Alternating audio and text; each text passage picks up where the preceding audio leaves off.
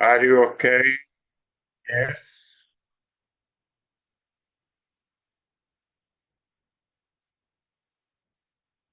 Hello, hello.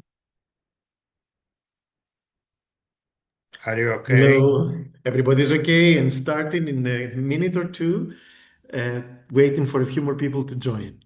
Yeah, thanks.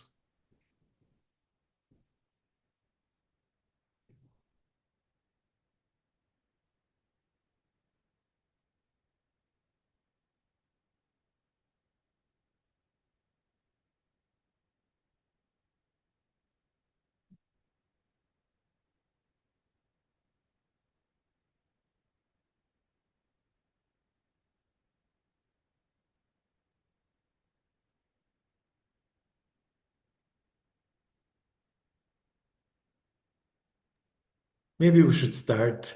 I don't know if we're going to be many more today because it's really a topic, it seems, for aficionados, whatever, if that's the right word, of the UN, people who do care and follow closely.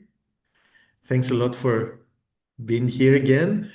And Yeah, to introduce the topic, I don't know who from you was there at the General Assembly this September. I was not for many reasons, uh, internal to the US and to the UN and my own travel plans, but I hope you were and you will share your experiences and your assessment of the situation. The idea was to really have a discussion among ourselves to discuss the topics, the four broad questions that I outlined in the invitation that I hope most of you, if not all, received. And it was also in the registration form, the online registration. So the first question is about the state of the world and multilateralism. What is the sense of this room on the current state of international affairs? The relations among the major powers, how did all this manifest itself in New York this past September, which is the 80th anniversary of the UN also. It should have been perhaps a more celebratory meeting and mood, but with all else that's happening, it was not exactly. But we want to see these relations between countries, between personalities, ideologies, and groups, and the role of the UN as an institution and as a place for meeting. And at least that one has been confirmed. Everybody who had a visa was there. Some could not get a visa. Then the Pact for the Future, the last year's Summit of the Future outcome, whether that is relevant to the actual work of the UN and whether it was mentioned by the leaders and how is it in implementation going, if it is going. The third question was about the UN80 reform initiative of the Secretary General and how it was received by member states, how is it being pursued and what can be expected of it. And finally, what comes next in terms of multilateral cooperation or lack thereof, the UN's role in peace and security, sustainable development, human rights, the role of civil society and youth, the impact of AI, the selection of the next Secretary General, which should start by the end of this General Assembly session. If it is not completed by next September, we'll see. So, without saying much more, just to say that I was almost late for our meeting because I was watching President Trump's speech at the Knesset. And yes, I don't know if the UN is needed after one major actor is undertaking to solve all conflicts. Eight, according to President Trump's count. And although the Secretary General will be there in Sharm el Sheikh for the peace conference, for the peace agreement that needs to be straightened out in its details, I wonder whether the UN will be given any role in that, in the implementation of that. So my initial thoughts, and up to you. I can see Arthur. He's raised the hand or not? I'm not sure. No. Okay. Uh, who was there, if I may ask, in New York in September? And if they feel like Richard was there for sure. Yes, Richard, come on, be brave. You want me to kick off? Please. First, I'll say yes, absolutely. The UN better have a central role in the reconstruction of one of the big tragedies of our time in the last 2 years. And yeah, I watched the speech as well, so I encourage you to hear some outrageous things that were said alongside, hopefully a path towards two-state solution. On UNGA, and I'll share some thoughts in the chat afterwards, but the let's not forget when people talk about, oh, we're already moving on from the Summit of the Future, the Pact for the Future. That's not the case in the slightest, in the sense that three of the major meetings during the week on the 24th were two major ones. Biennial Summit on the Global Economy, the first ever. The South African President Ramaphosa representing the G20 at the time, heads of the IFIs, WTO, and then with the UN. It's in its infancy. I still think it has a lot to prove, but that's one to watch in the future, and is at the very least is a reason that major countries, we've been seeing a lack of participation from the P5 in the past. Of course, presidents Xi and Putin didn't show again, although very interesting statement from China. That's something we should dissect in connection with the most, I'll be very frank with this group, embarrassing remarks in some respects that we heard from a certain country and about its views on global cooperation. But back to the big three, the Biennial Summit, the Climate Summit that took place, and the maybe the most momentous because it kicks off an initiative, a new governance vehicle called the AI Governance Dialogue, alongside an international independent scientific panel on AI. That was on the Thursday, the 26th. These were three critical steps forward in delivering on the pact. Of course, we would hope in the future, and something to keep an eye out for a year from now, something that the new PGA, Annalena Baerbock, may lay the groundwork given Germany's leadership role in the Pact for the Future, and that is a ministerial midpoint touch base this time next year on issues about modernization. Because what could be more important when we're hearing countries pulling back? And it's not just the financing of the UN. We'll come to UN 80. Maybe I'll save my remarks about UN 80 for the next round of intervention, so I don't go on too long. But just to say, the other main thing to watch, though, are the cutbacks in foreign aid and humanitarian assistance, in particular, life-saving assistance. And these all came up by many statements. I'd say the major takeaway would be that the far majority of countries, big and small, especially large developing countries who have been leading the G20 in recent years, Brazil, India, Indonesia, and of course now South Africa, really reasserting that no, we care and wish to invest in the multilateral system. And that's going against the grain of countries like Germany and France, longtime supporters who still say all the right things in these types of meetings, but then the cutbacks of foreign assistance are at, as we all know, 30-year lows. So yeah, there's significant changes afoot, and the UN is at the center of that, and the 20% cutbacks across the board, but it's the 30 to 40% development humanitarian cutbacks are big things to watch, in my view. And last thing is Haiti came up. Watched that mission. It started under the Biden years that they realized that what was in place was insufficient. But now the new ambassador of the U.S., Waltz, has inherited as a test case. One way to get the relationship just on the U.S.-UN relations back on board are issues like Haiti, and then possibly, Gaza reconstruction, as just noted. Thank you, Richard. Yes, you brought up all these topics, and of course, the big three of meetings, as you said. Of course, there was also the Saudi-French meeting on Gaza, right, or Palestinian statehood and all that, which also took place in the context of this General Assembly opening. The Haiti operation is about gangs and violence in the country. So, will the UN make that departure to really be let's say, organizing operations against the gangs, like which are not exactly neither civil war parties nor external conflicts, but are criminals, criminality, I suppose. That's if you see it from the name of the new force. So it could be a departure that would expand the UN's horizons, or it could be leading astray from the main mandate or whatever. I mean, perhaps we can talk about it in the next round. Anybody else wants to comment on what Richard said or the questions that we have for the day? Daryl. Hi, yes. Good afternoon, everybody. Good to be with you again. Just in light with what Richard said about the cuts and the financial cuts, that is, and then the cutback of foreign aid and so forth.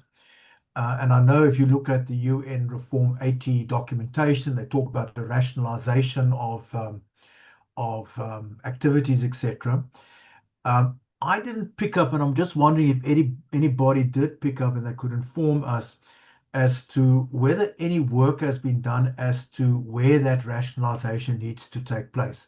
And specifically, what I'm thinking, I have not seen any talk about cutting back on the activities. They still talk about the humanitarian aid, the peacekeeping missions, the ECOSOC activities. They still talk on as if the UN is going to go on as normal, but it cannot go on as normal, not with the cuts involved. And I picked up from the Trump participation a very negative attitude of the US towards the UN.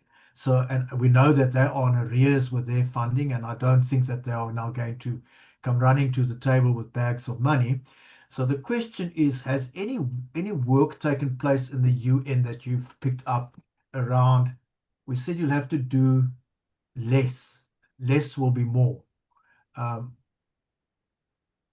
We can't continue to do all the activities, and yet we speak as if we are still going to do all the activities. I'm not sure if I'm making myself clear, but I'd like to know if anybody's heard about the rationalization process. They would not cut any of the three pillars, right? So they would continue activities anyway under peace and security, development, and human rights, right? But something has to give within. Within each one of within each of those, something has to give, yeah. I was talking. And what impact will that have on the efficacy of the organization? Efficacy and effectiveness are the same thing. Yeah, okay. I don't know.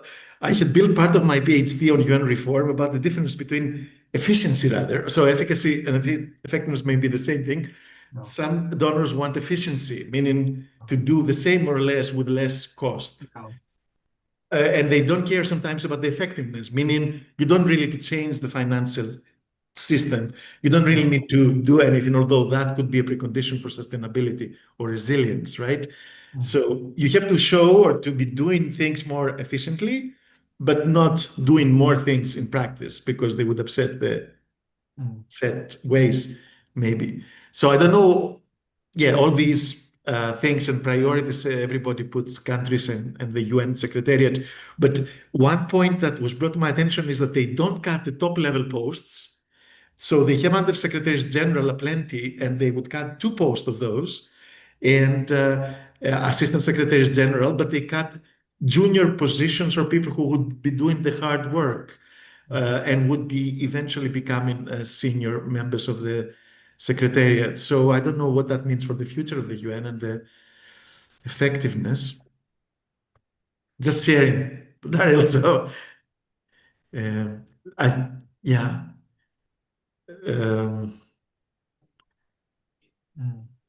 And it is a Secretary General's initiative, this one, while I don't know if it has the backing really of countries, developing countries and others. So it could be just a rebudgeting 20% cut to be able to operate without the US funding, you see.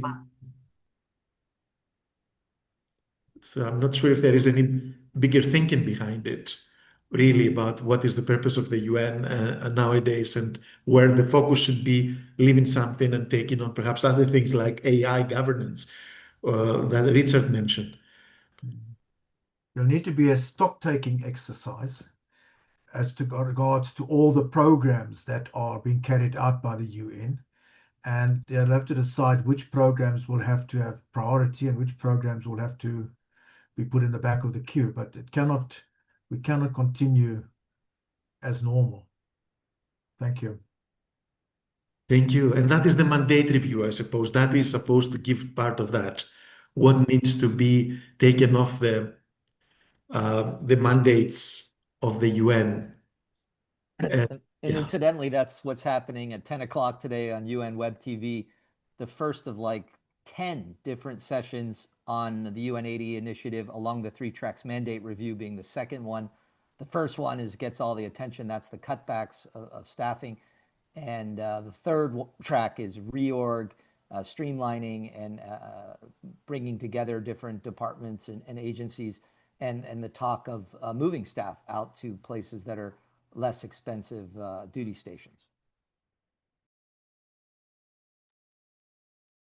Right. I see from Peter that the idea is to do less with less.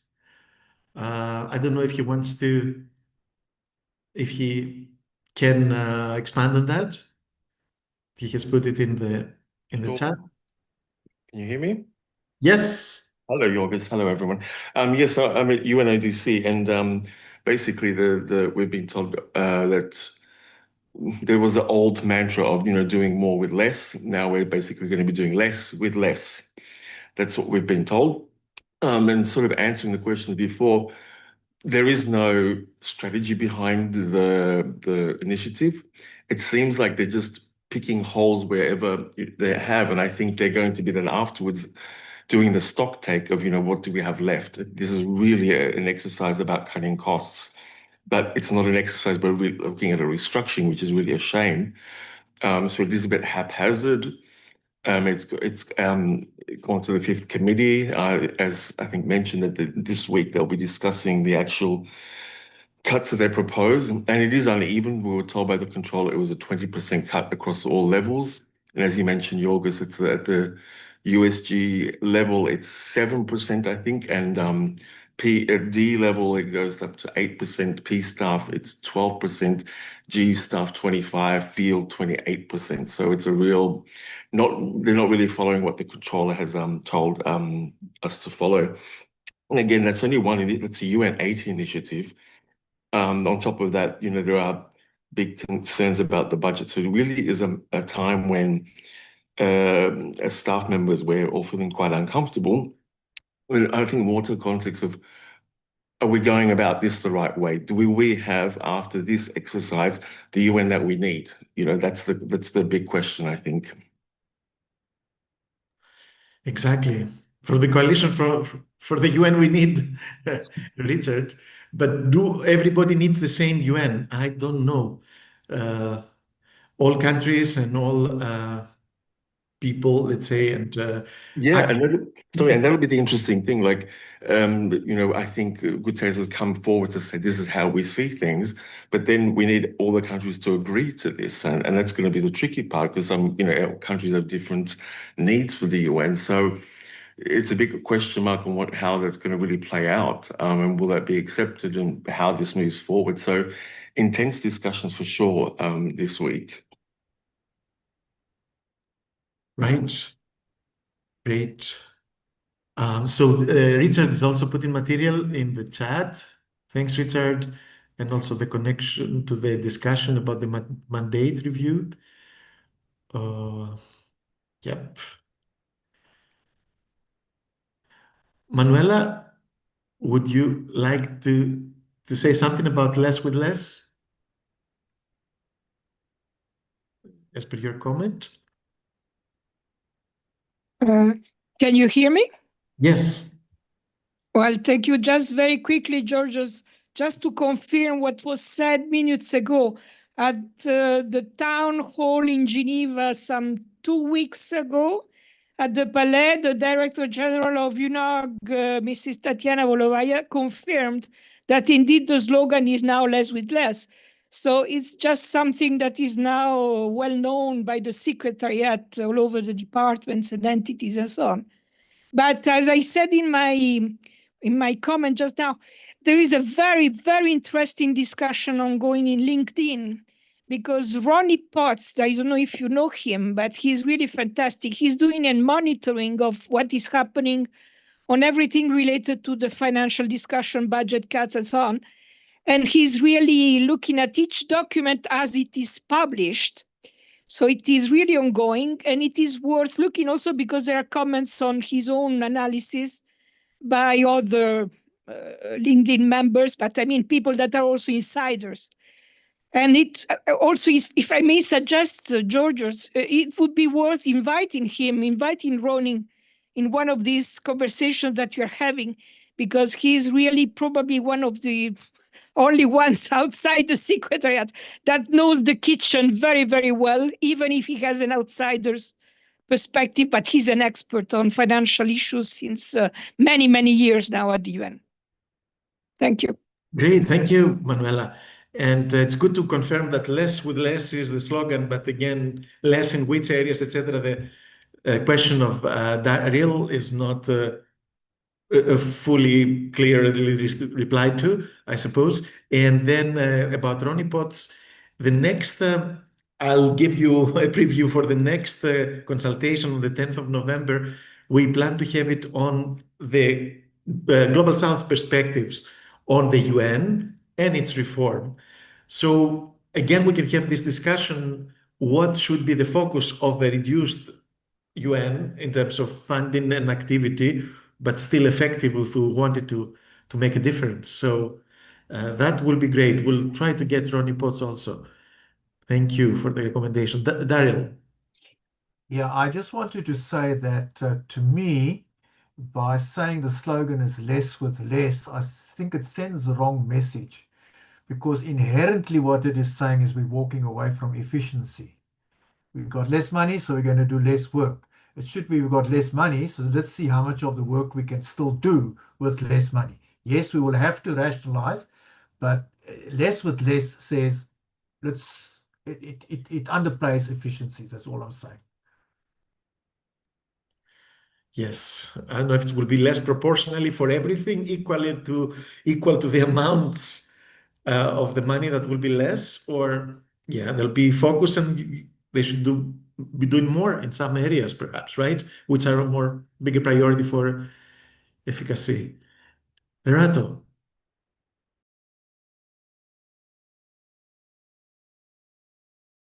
Lerato, can you hear us? Yes, I can hear you. Can you hear me now? Yes, thank you. Sorry. Yeah. Hi. Yes, thanks to Daryl for that comment, and I do agree with him there. I just wanted to ask, number one, for anybody who was at UNG80, if there's been, were the financial reports handed out, just to say what is actually floating around? Was there an audit report from, I think the guy said the collectors, the word that he used? Was there any, just to indicate what is actually there? And then also I'm seeing with this meeting, Richard, that you're posting in the chat group, about the mergers potentially. You're saying that at the meeting today, there's 2 tracks, there's staff, then there's a 3rd track, which is the reorganization, streamlining, and merger of agencies and departments. Do we know what's on discussion about which agencies and how this is going to work? Georgios, you want me to come in here, or? Please. Yeah, just to say 2 big ones that seem pretty close to certain because they come up all the time. UNIFEM, not UNIFEM, that's what it was called, UN Women, UN Women and UNFPA and UNDP and UNOPS to be merged. And then talk of, there's already been merger of functions, sharing of staff between the Department of Political and Peacebuilding Affairs and the Department of Peace Operations, but some are talking, there's also been announced in the last week coming off of UNGA, and despite what I was saying on Haiti, I think it's something like 25-30% cutbacks across the board for the Department of Peacekeeping. Really interesting to get those numbers, by the way, of the breakdown of field level staff, which appear to be bearing the brunt, and that's peacekeeping for the most part, versus headquarters level staff. But in short, the office under Undersecretary General Guy Ryder has these 3 tracks. I'm trying to find the President of the General Assembly letter that details a whole bunch of meetings, these like 10 meetings coming up. So it's transparent in the sense you can watch them all on UN Web TV or go visit them, I think usually in the Trusteeship Council, these next 2.5 months, led by Jamaica and New Zealand are overseeing. And in fact, that was the big push, that despite the Secretary General taking the initiative in response to not just the US, it was the arrears, although expected payments at the end of the year by China, Saudi Arabia, Russia, but the US is not expected to pay its assessment. So that's what's forced the issue. And yeah, so that's where you get this standard number, 20% cutbacks across the board. That's the first track. But it's so interesting, as I said, to hear the breakdown of what that means. It's going against what many of us who have been UN watchers for years. The UN is top heavy and has too many D1s, D2s, assistant secretaries, undersecretaries, and we should be actually consolidating and freeing up some of those posts to make space for P1s, which aren't even hired anymore, as far as I can remember, even during my time in the UN, and the foot soldiers who actually do the work. This is who we should be freeing up space for. And then I agree with the points, the gentleman, I think from South Africa or others, who have been saying the language better shift quickly from less to more with less. Otherwise, the UN is going to push itself into irrelevancy and not acknowledge that technology and other ways of increasing productivity. But the reality is these cuts are severe, unfortunate the way that they're coming about. And if the UN is going to have an impact on its core mandates, which is the second track, by the way, 4,000 different mandates, they're finding different ways to hopefully streamline, consolidate those, because it's ridiculous how much redundancy we're seeing, let alone increases of apparently 30 or 40% reporting length of the reports that are needed to report on those mandates have increased just in the last decade. They've shot up with the requirements of what's involved. So there's so much rationalization, streamlining that absolutely is necessary. The last point is we should, I think, conceptually see all of these 3 tracks of UN80 as something that should have been part of the Summit of the Future, the Pact for the Future conversation. I think a community like ours and partner umbrella coalitions like the Coalition for the UN We Need should be calling it what it is. It's the 6th chapter of the Pact for the Future with its other 5 chapters. It's potentially, if it's done well, done right, mutually reinforcing, and it's long overdue. And if we fight and resist and don't see this as an opportunity to get through one of the UN's most difficult periods, then we're definitely setting ourselves up for disaster. So we've got to work with this difficult hand that's been played and navigate through it, and then go back to the basics in reminding major states and major funders why the UN was created to begin with. And that gets to the core functions and what its comparative advantage are. I think that's a healthy debate for any organization, and it's something that, you know, the pact and what it signals as priority areas and stuff, that gives you a clue on what the core strengths of the organization are going forward. Thank you very much, Richard.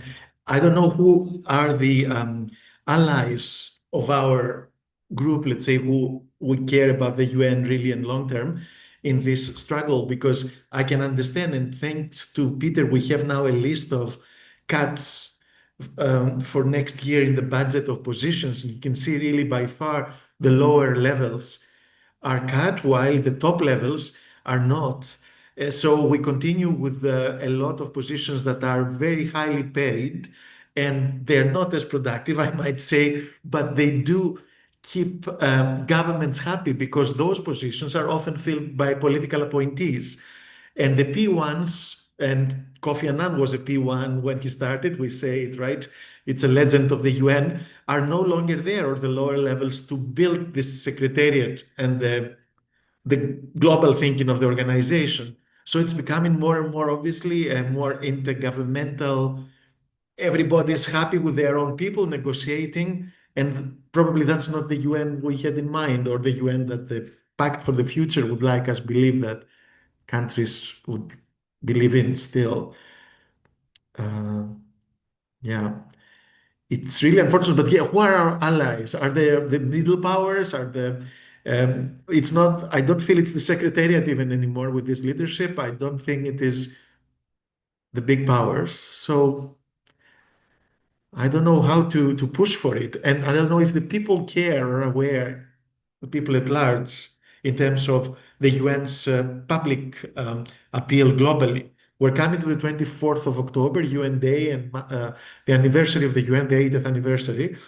And I don't think many people would notice, or if they notice, they would care too much about it. Peter. Yes, I just wanted to well, shed a bit of light, maybe not to actually say who the allies are, but where we traditionally look to now, the Western European countries, Norway, etc. I think we're all aware of the financial constraints with these allies is now beefing up their defense budgets for their commitments because of the US also requesting that NATO countries fulfill their obligations and make sure that they're filling up, they're providing their percentage of their military funding, and so we're getting a lot of our traditional allies in that WEOG sort of group saying, or NATO countries, coming to us and saying, we love what you do, it's great. So apart from virtual hugs and tapping us on the back and saying we're there with you, they've also said to us, but we'd like to, that funding is going to be, we should not be expecting the same as we have in the past. So morally, yes, they're 110% behind us, but apart from that, there's nothing. And maybe it is a time for the UN to really start looking for those non-traditional, countries and start looking at elsewhere. I mean, I think there's some talk with Korea, there's, China, there's, but these are all right now just, I think, fantasy. I think people are now just holding on to see what's going to happen. We're bracing ourselves because we do know if it's not this year, but next year is going to be definitely where the UN will definitely be shedding a lot. And as I mentioned before, it doesn't seem to be a strategy of some sort. And also there's a new, new boss will be in town. And they'll probably have to, I don't know if they're going to leave it up to them to work it out, but definitely I don't feel comfortable leaving it this way for sure. Thank you. Thank you, Peter. You mentioned China there, and there was this global governance initiative that President Xi presented from China, I think, right? And of course, there was a speech at the General Assembly by China's representative, which has 5 pillars, and I think they sound very close to the UN, meaning, but focus on sovereignty, right? And more classical ways. I don't know. We're very honored to have with us Tarja Halonen, former president of Finland. Thank you. And very closely associated with the UN in various panels and committees. I don't know, and I think she was there in New York. If she wants to say something, and then we'll go to Victor. Would you like to say something, Mr. President? Ms. President? Ms. President. We cannot hear you because you are muted. I'm asking you to unmute. The president of Finland. Former president of Finland, Mrs. Tarja Halonen.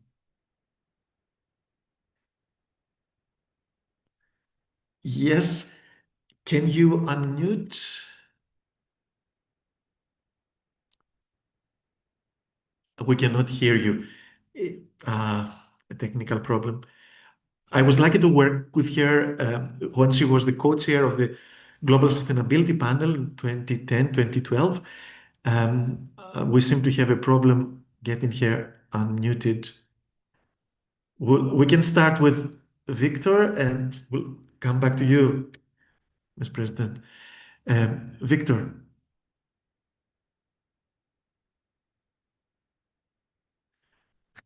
Victor, Angelo? Yes, good afternoon to everyone. And Mr. Halonen should try to unmute.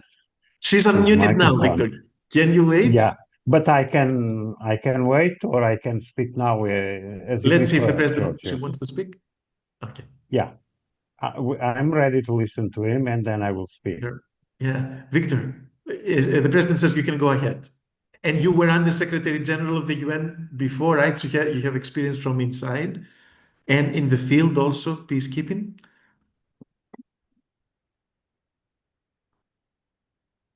Aha, now we are confused who speaks. So we're speaking. Yes, Now. please go ahead, Victor. Go ahead. I go ahead. Okay, one or two things. Less with less is the wrong slogan. First, it's a mistake. It's certainly not the way forward. What we have to do is to do different things. Meaning, first we have to insist that member states have to pay their dues, their annual dues. That's one thing. The second thing is that we have to not do less with less. We have to be very clear about what are the priorities and the reforms that are needed. So define well the priorities and then suggest the reforms that go with those priority definition. That's the second point. The third point is to be very clear that the global governance proposal by China is an alternative UN system that is being proposed and cannot be accepted. And what we have to do is to strengthen and to make sure that the current UN system is not only reformed, but performs well. So those are my 3 points at this stage. And I would suggest that we discuss that as well. Absolutely. Thank you, Victor. Could you say which one of the 5 points of China you disagree with, or what makes you think that's an alternative system? Is it the country that proposes it more, or the substance of what they propose? Well, clearly what China wants is to be at the center at the global governance. And the proposal is about that, is to be the leader in terms of global governance. It's not about the five points of their proposal, is that instead of focusing on reforming the UN system, starting with the reform of the Security Council, and then some other reforms, like the reform of the agencies, the fusion of different agencies, and so on. What they are basically proposing is a different system altogether that they would be in charge of. And that's part of their plan to be at the center of the global governance. And certainly we cannot let that happen. We have to make sure that the UN, as it is, changes in a way that represents the world of today and not the world of tomorrow. And for that, one of the things is certainly the reform of the Security Council, the reform of the rules of functioning of the Security Council as well, to strengthen the General Assembly and the role of the General Assembly, and make sure that whatever values, norms, protocols, etc., international regulations have been approved by the United Nations are indeed respected, are indeed applied and not ignored. So that's what China should be talking about, and not about an alternative system. And that's basically what they are talking about, is an alternative system. So that's basically what I want to say about that. Thank you. If that's your perception, yes, thank you very much. President Halonen, are you? Yeah, you're not Thank you.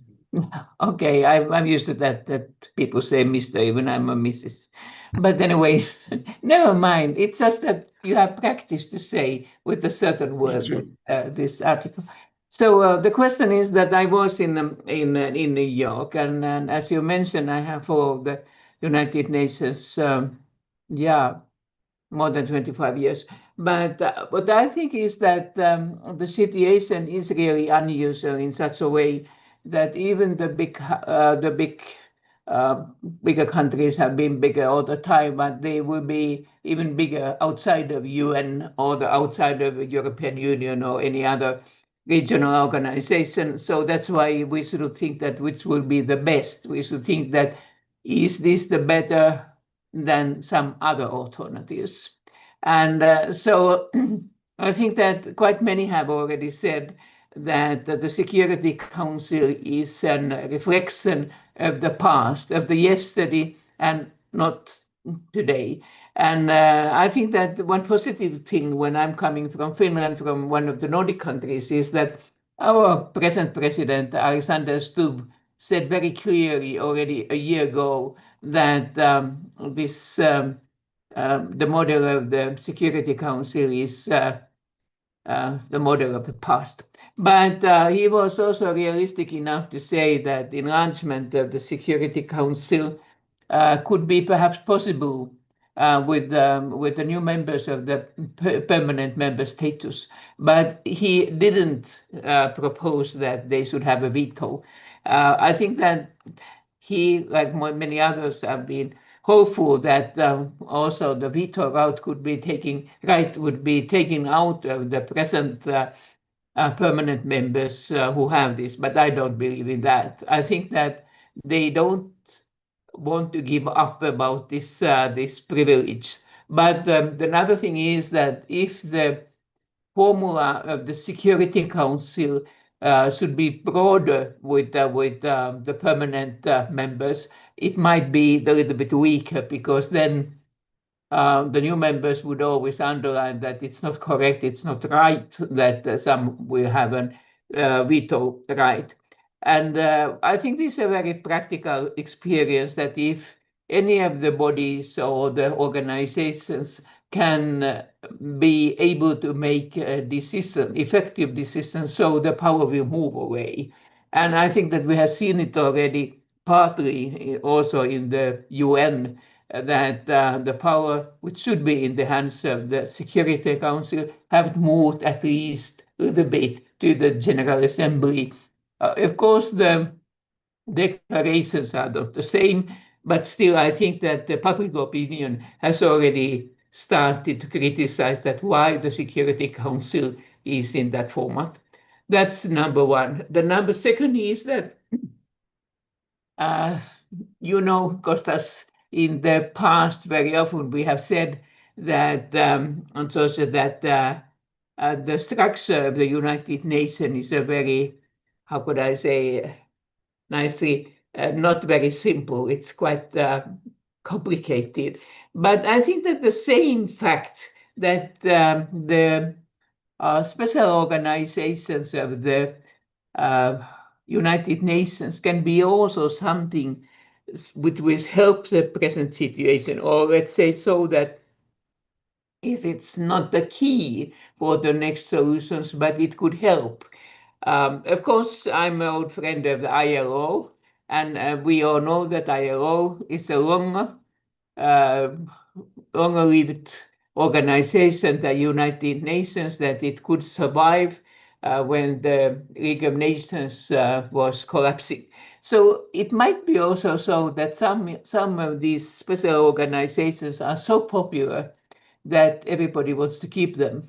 And then also, if you count that which of these UN organizations are more popular, gets the best favor in different bigger countries. So I think that UNICEF is one, of course, and then might be also that the most of the countries consider that UNESCO is important. Even USA has had a tradition to go in and out, like it has done also with ILO.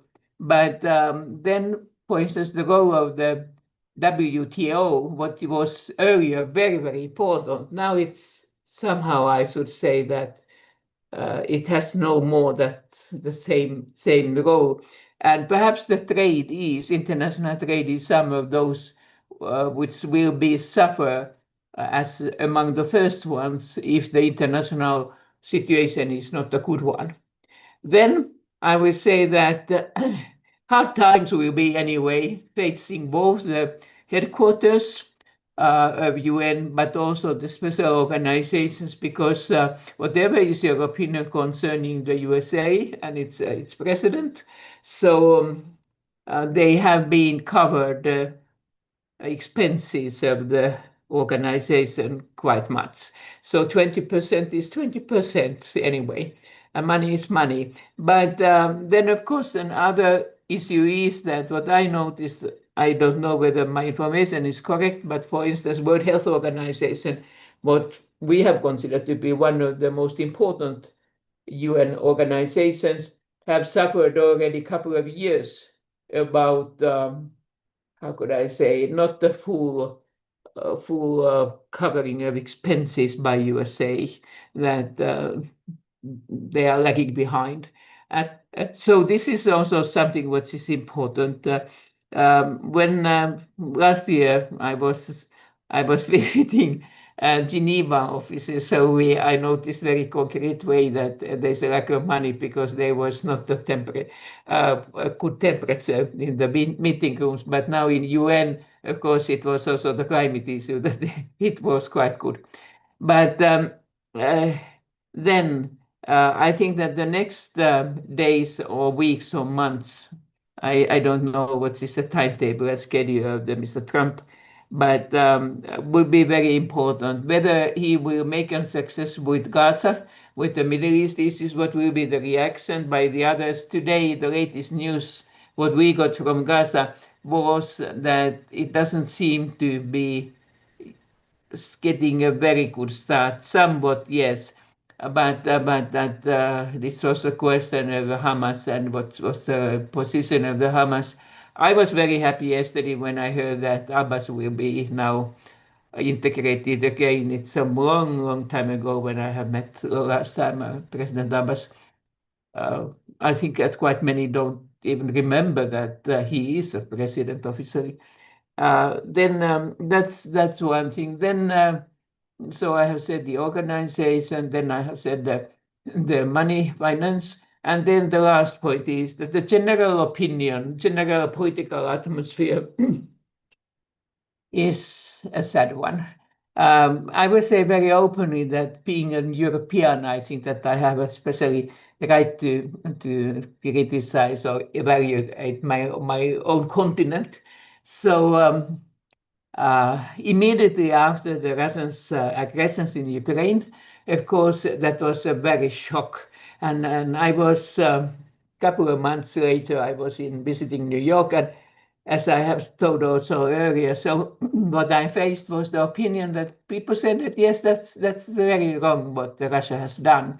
But after then, they said a certain way, very openly, that now you see what it is when you have the war nearby, and you should also fulfill the demands of the sustainable development. So I mean that many people from Africa would say to us, perhaps also from Latin America, that you have said in very arrogant way earlier that you have to be able to fulfill the both demands, the sustainable development, but also solve your own problems.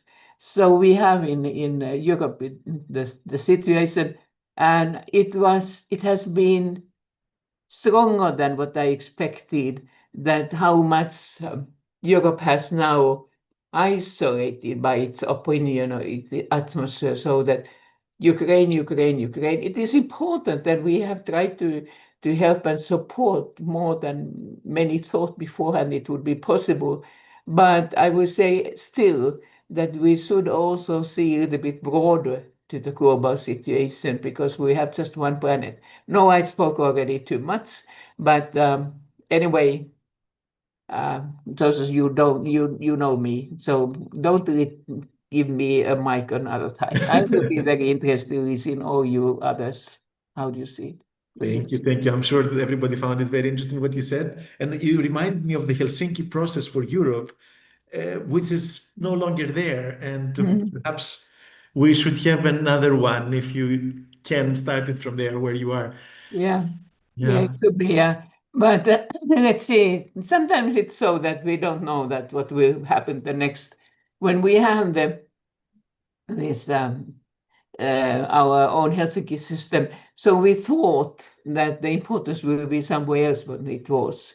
Nobody would expect in the beginning that it will be strong enough to break the Soviet Union and its principles. So perhaps today we are also facing something new, which could be positive, more positive what we understand today. But anyway, we said that whatever it will be, so hurry up. Thank you. Thank you, and for the optimism that you share with us. Yoriko, the Vice President of Fox from Japan, late hour. Thanks for staying up. Yes, thank you. Hi, everyone. Just on your point, Yorgos, about whether the UN has allies among ordinary people, and we did discuss this a little bit in our occasional chats. I moved back to Japan in the beginning of this year, and I've really been struck since then how the SDGs are everywhere. Yeah. And how much, they have permeated, spaces where ordinary people live and move and work.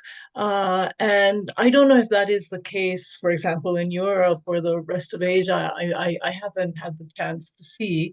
And yet, when you see, for example, a relatively recent global poll by the Pew Research Center on views about the UN, it's generally positive, yet Japan is sort of the negative outlier in not having good sentiments about the UN. So on the one hand, there's this great enthusiasm about the SDGs, and yet, there's kind of a disconnect about the UN having played a very important role in developing them, and not only as a space for global debate, but also the staff of the UN in making sure that voices that otherwise wouldn't be heard were heard in the discussions leading up to their adoption. So I think that if there is a way to get the UN to engage more actively with yes, ordinary people in countries, which I think the UN has always been kind of bad at doing, with some exceptions like maybe UNICEF.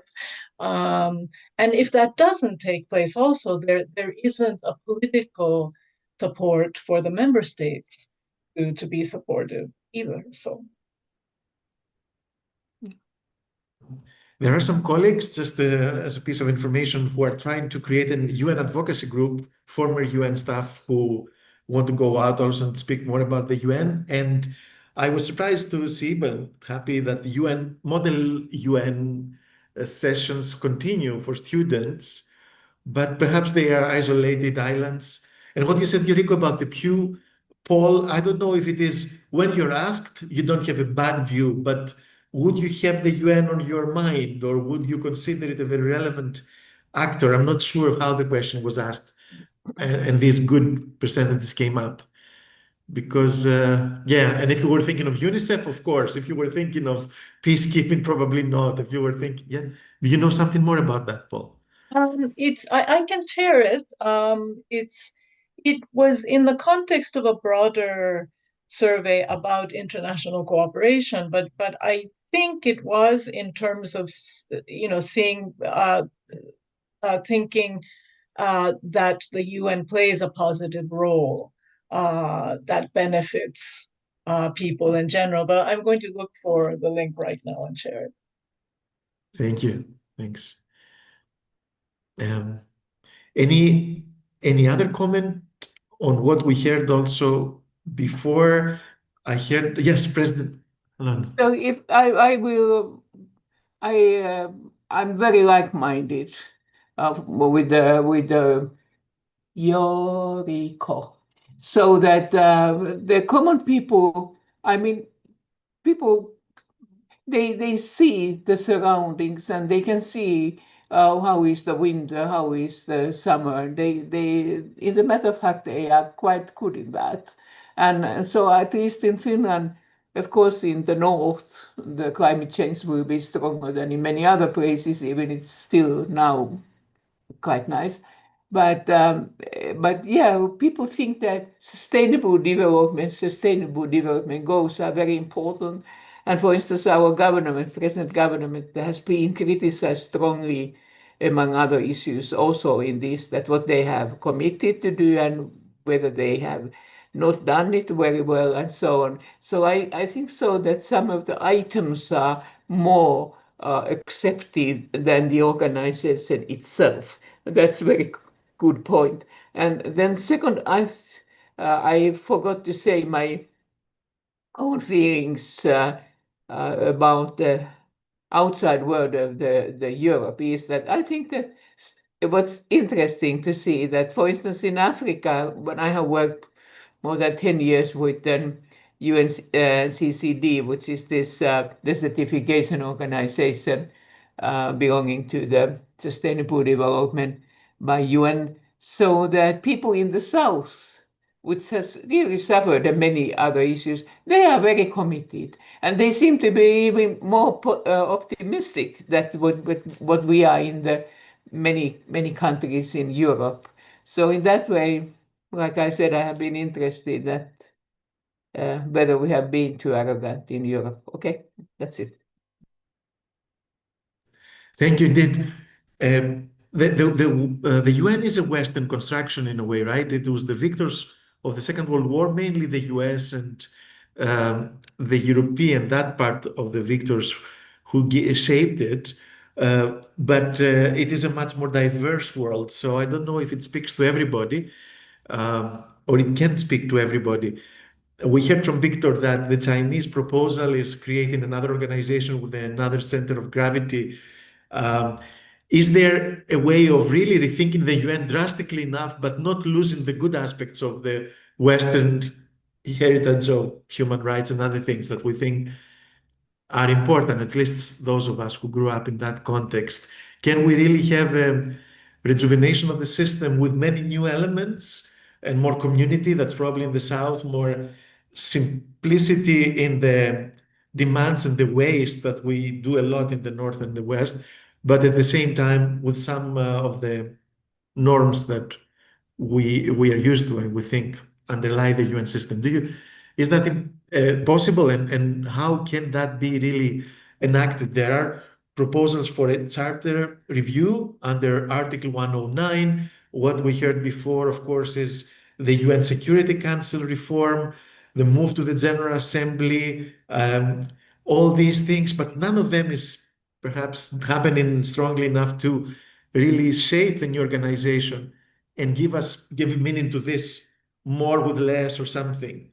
It's like the UN will be continuing for a while doing less with less and losing perhaps in the process if it's not involved in something like the Gaza settlement, for example, or Ukraine, or it's irrelevant in most of these cases. And we saw President Trump complaining to the Secretary General, I think in New York, I don't know who was there, that he did not do anything to help him, meaning the Secretary General to help Trump or to work with him.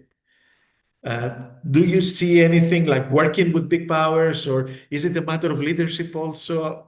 I understand it's a sensitive topic, but as we are getting to the next Secretary General also, which hopefully will be a woman, we need to know what is not going that well and how it can be improved.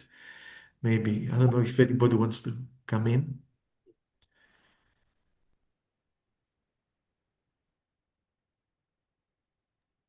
Too many issues and perhaps, yeah, President Hallan. Sorry, I'm too talkative.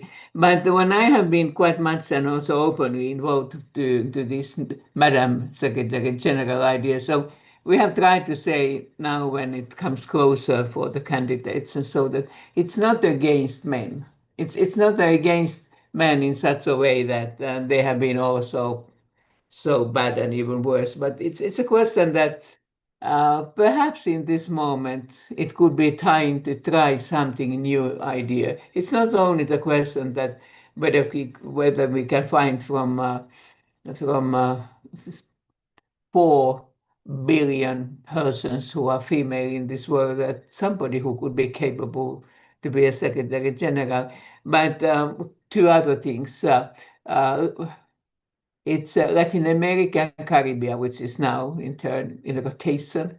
And then, of course, this is just a little bit cynical.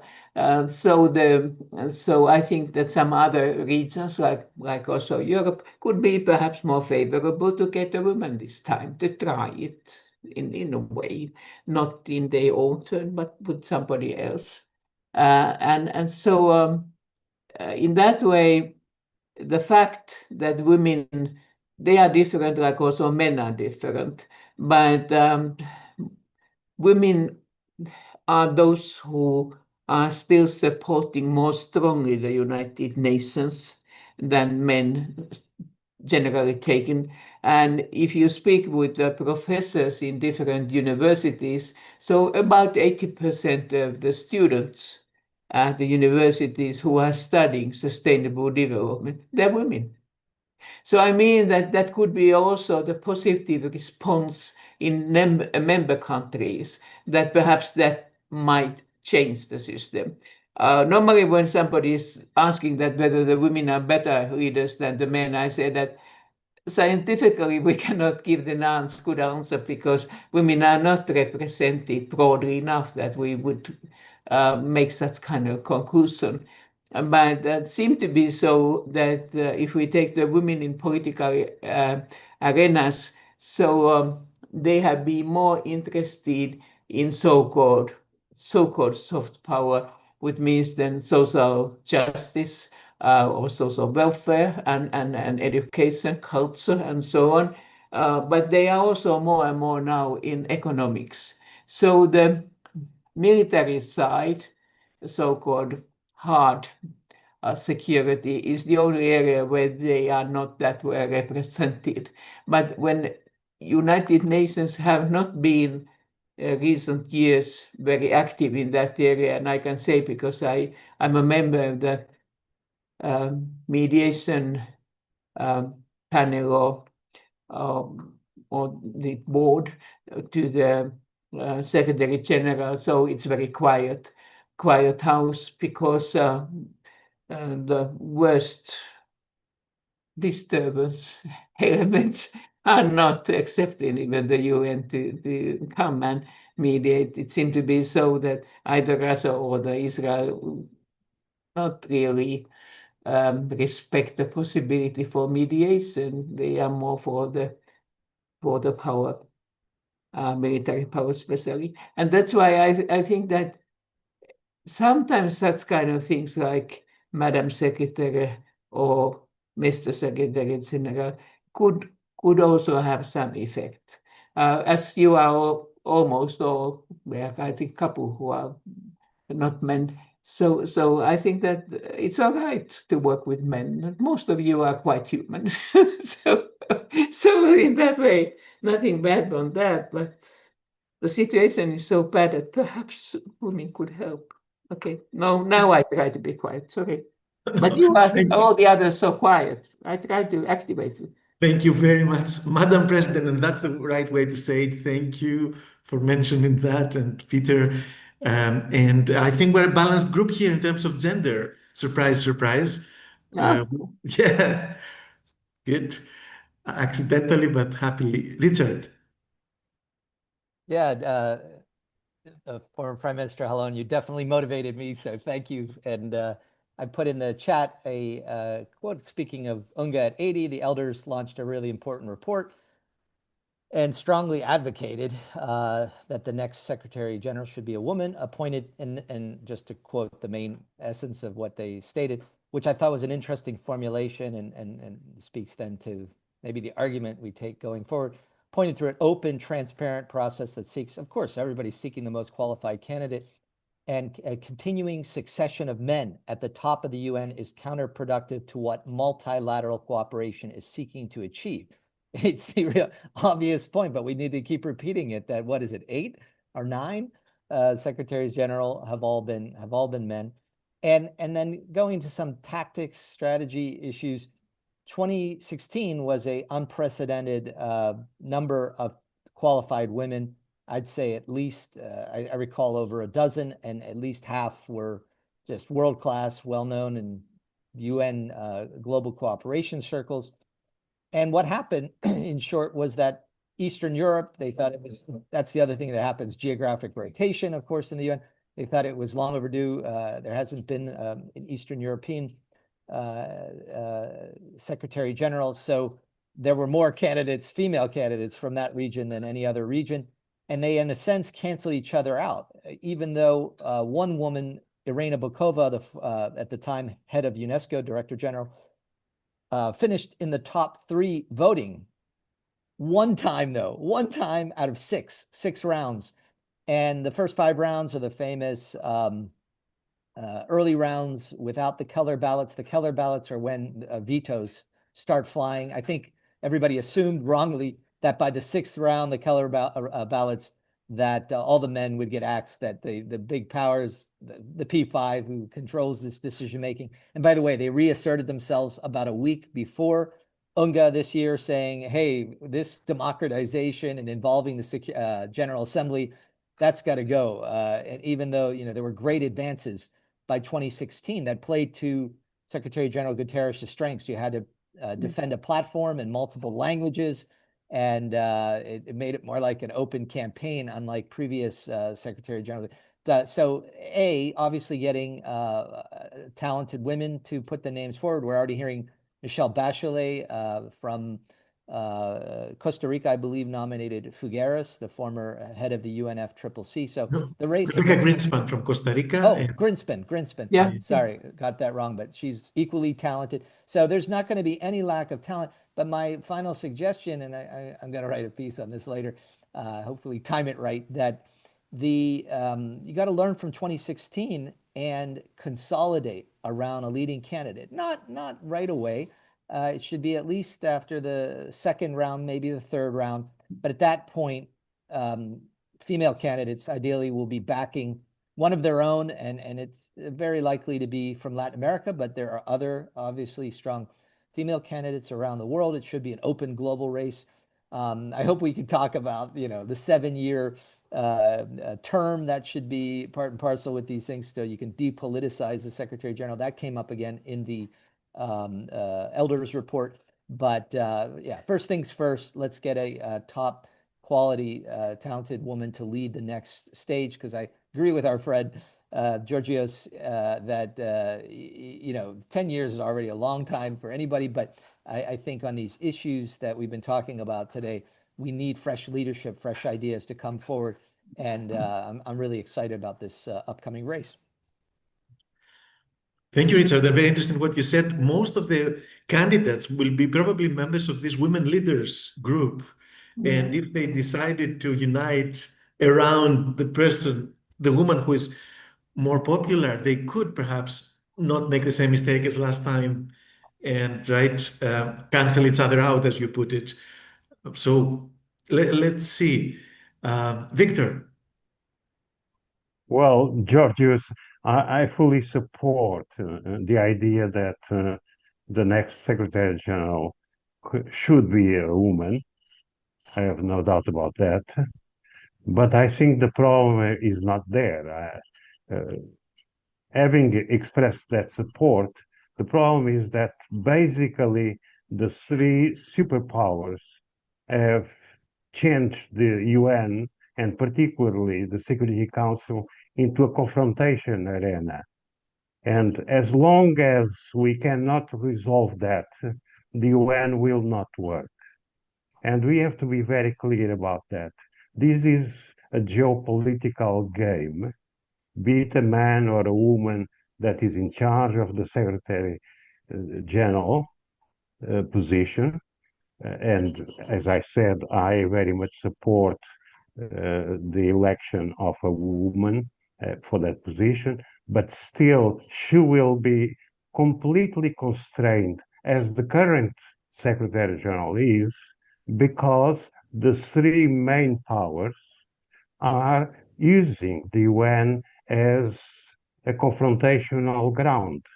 And that's where we should put the accent, and that's what we should be talking about, changing that kind of approach from the US, from China, and from Russia, and making sure that the UN is again a forum where problems can be sorted out, where conflicts can be resolved, and where global issues can be addressed.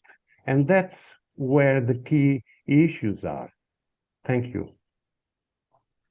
Thank you, Victor. And you're right, if the P3 agreed and they said our Secretary General and the World Secretary General, we would get some much more cooperative and better functioning UN. Yeah.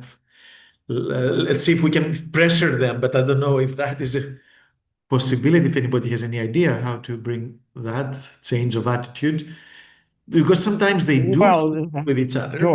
Yes. George, that basically means that there is very little future for the UN. That's basically what it means. As long as the superpowers see the system as a battling ground, as a confrontational arena, etc., they will not let it work. And if it doesn't work, it will do less with less and less, and one day it will disappear and will become a souvenir of the 20th century and no longer related to the realities of the 21st century. That's the way we are going. That's the direction things are taking. And we have been very clear about that. And we have to be the voices that say that kind of things and fight against that kind of things. Thank you. Thank you, Victor. And a voice from the deep south, Cape Town, cannot get any southernmost. Daryl. Yes, just to add on to what Victor is saying about the future of the UN, and which is actually quite depressing because it has a vital role to play, and the competition between the big three. But at the same time, Victor also earlier spoke about the criticism on the global governance initiative of China. Maybe some introspection needs to take place as well, is that these initiatives are starting to be formed and coming to the fore because of the lack and the inability of the UN to reform itself. So the UN is not reforming itself. And then the global south is starting to say to themselves, well, this is not working. It's just going nowhere. What sort of alternative structure can we look for? And this is my worry about a lack of UN reform will lead to other initiatives. I've said in the past about BRICS. If BRICS is going to was initially formed as a economic instrument, it's now starting to usurp all types of powers to itself in terms of people-to-people contact, in terms of peace and security. It's starting to expand into bringing in Saudi Arabia and Iran and all types of organizations. So yes, there is valid criticism that the Global South Initiative may very well be a parallel system starting to emerge. But what gives rise to that parallel system starting to emerge? What gives rise to it is those very people within the United Nations that have an inability to reform. Thank you. Yeah, but can I add one thing to that? I fully agree with Daryl, first. But secondly, I would say China is not interested in the reform of the UN system because China wants to create a parallel system. So it's one of those among the big powers that indeed is not really interested in the reform of the Security Council, is not interested in the functioning of the UN system, because they want to create a system that they control and they lead. Thank you. Is that the actual view of the South, or is it the European retreat that makes us feel like that? Daryl? Yeah. Yeah, but again, so I think Victor is not wrong in his assessment in terms of China may very well be wanting to set up a parallel system to position itself in a more strategic way. But we are giving these alternative mechanisms, we are giving them life. We are giving them an excuse to bring these alternatives into place because of the lack of reform. Because we can't criticize them, don't look at an alternative, but we are not prepared to reform ourselves. If we were say we are prepared to reform ourselves, then we would have valid criticisms to say, listen, don't go ahead with putting parallel structures in place, rather focus on reforming the UN. But the UN is just going nowhere. I mean, this debate has been going on for 20, 30 years. As long as I've been in the political arena, it's been a topic, and it's just going nowhere. And because it's going nowhere, we create life for parallel systems. Right. In the past, the UN reform efforts often relied on expert advice or like a panel that would introduce elements. In this case, I suppose it is the rush because of the reduction of the US contributions, the Secretary General's end of term, and all that are not allowing for that. And we had this high-level advisory board on effective multilateralism before, partly on this issue, but I think if there were wise people, women and men, who could advise, then there could be another discussion more long-term about the UN, which I don't think we're having it now. And yeah, we may miss the opportunity. Yeah. I don't know how you see it. We are getting into the last 10 minutes of our consultation. If you would like to contribute any other thoughts, comments, and action points, if you Yeah, want. Yes, Victor. George, I'm sorry to come back to this, but it's not a question of men and women. It's a question of geopolitics. It's a question of who is in charge of the main system of global governance. And that's what is at play at this stage. Be it a man or a woman that is the next Secretary General, if we don't understand that the geopolitical world has changed and that those changes have to be reflected in the reform of the UN system, the UN system will disappear, whoever is in charge of it, a timid Secretary General or a very daring woman, that doesn't matter. What matters is for us and for all those that have an influence on public opinion to be able to say very clearly and in public fora that the geopolitics and the competition between big powers are really destroying the future of the UN system, are really destroying the global system that has been built during the last 80 years.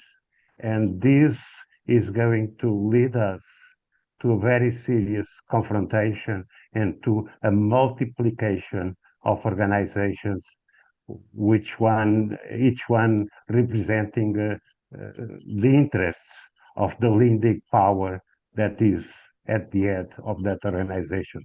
So I am not trying to be pessimistic. What I am trying to be is that we have to be very clear about what is going on and be able to speak as a group, as influencers, about what needs to be changed. And what needs to be changed is an end to the competition between the big powers and bring them back to the UN, bring them back to a very serious discussion about what the UN needs to do to reform itself. What should be the priorities of the UN in the 21st century? And I'm basically talking about the three key pillars of the UN, the political pillar, the development pillar, as well as the human rights pillar. And if we do not insist in terms of public opinion on these things, we will not be able to influence the political actors, those who have political power, and we will not be able to reform the UN, and we will see a proliferation of new organizations, some very successful or more successful than others. But what we will see as well is the decline that will probably accelerate of the UN system. And I'm sorry that I'm a little bit, or I might sound a little bit pessimistic, but I think we have to be also very realistic. Thank you. Thank you, Victor. Stephen, you've not spoken yet. Please. Thank you. Thank you very much, Georgios. I've been listening, actually. As a specialized agency, former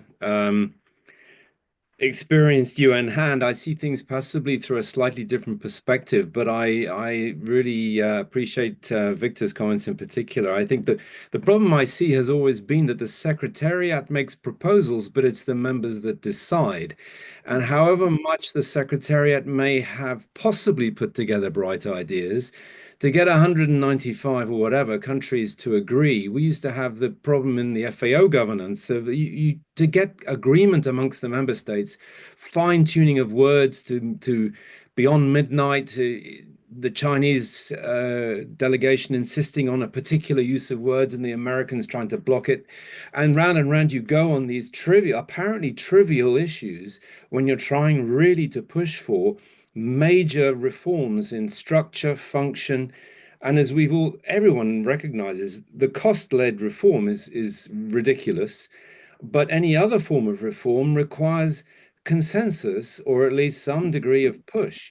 And I think it's up to lobby groups to try and come up with a way of thinking that somehow that does recognize this impasse, but it has to try and navigate our way forward, because otherwise I see Victor's image of this spiral into downward spiral, whereby indecision just follows apparently good proposals, not least because of political interests. That's a complaint, not a solution. Yeah. No, you're right. Of course, and we don't want this multi-fragmentation, etc., with alternative institutions. But at FAO, I think there is a Chinese Director General now, is there? And several organizations of the UN system are led by Chinese, yes? How is that integration into the system of personalities from another culture, let's say?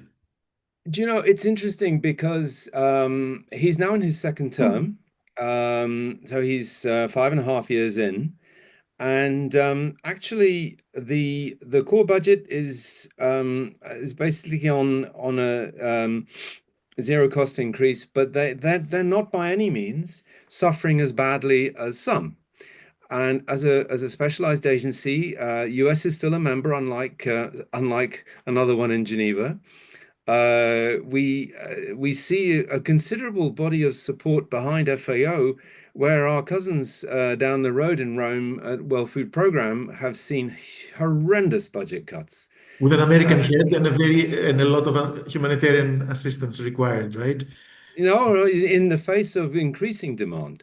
Yeah. So somehow the specialized mandate of FAO, even with a Chinese Director General, has prospered, and actually in some areas seen budget increases. Where it's been hit a little bit is on the emergency response, not in the classic humanitarian way, but building back after disasters, where FAO has had quite a lot of involvement. And even now beginning to see the US come back in the case of pandemic threats, where the US is quietly, slowly building a discussion around bringing funding back into that area. So these changes are a little bit obscure. Thank you, but it could be like a good practice or some kind of hopeful case study, right? Maybe. Victor, and I don't know if President Jalón would like to say something or anybody else. We will be finishing. Victor, 1 minute. I'll be very brief. I'm talking too much this afternoon and probably not going in the sense of the majority of you. But the problem is not about the specialized agencies. The problem is about the UN Secretariat and the political role of the UN. And that's what we should be talking about. We should not be talking about the specialized agencies because they have their own governance bodies, they have their own mandates, they have their own way of functioning. And that's not what we're talking about when we talk about UN reform. We are talking about the central role, political role of the UN, and that's why I mentioned very clearly in my previous intervention that we are talking about the three key pillars of the UN, which are basically peace and security, development, and human rights. And where there is a danger of decline, and not only decline, disappearing from the map, is in those areas, in those three areas, and not in the specialized agencies areas. That's another kind of problem, and we should not be talking here about that. Thank you. Thank you. But development is mainly practiced by the specialized agencies, the UN system, and also not really, Georgios. Is the UN Development Program, basically, which belongs very closely to the UN Secretariat and is very closely dependent. The nomination of the administrator of the UNDP is done by the Secretary General. So funds and programs same thing with the human rights. But the proposals human are rights. About and that's not the case with the FAO DG, for instance, which is elected by the FAO member states. Yes. So we're talking about different animals. We're talking about different organizations with different governance systems, and we should keep that in mind.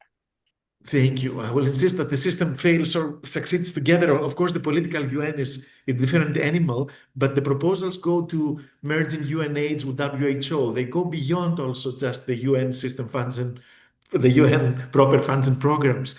And but that's also a mistake, my dear Georgios. Mixing specialized agencies with core functions of the UN is a very serious mistake of the Secretary General and of his group, and I've said that several times to them, and they don't want to listen to that. They don't see the difference between but he's the CB head, role. right? He's the head of the CB, the Secretary General chairs the Chief Executive Board for coordination. What is the CB? What is the CB? Honestly, I worked for that, and I think it's something. What is the CB? we are talking about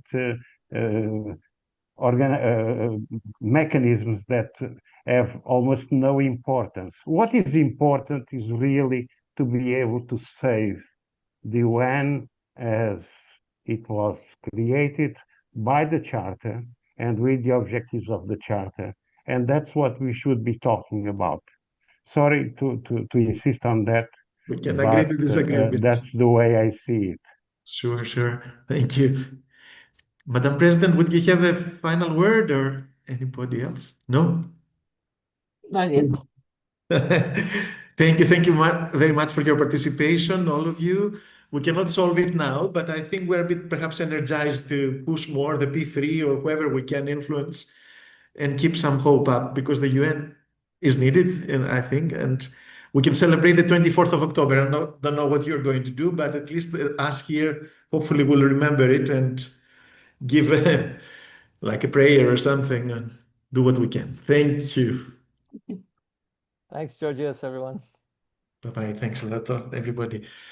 For the next one, 10th of November, we'll send you an invitation also for that. Thanks.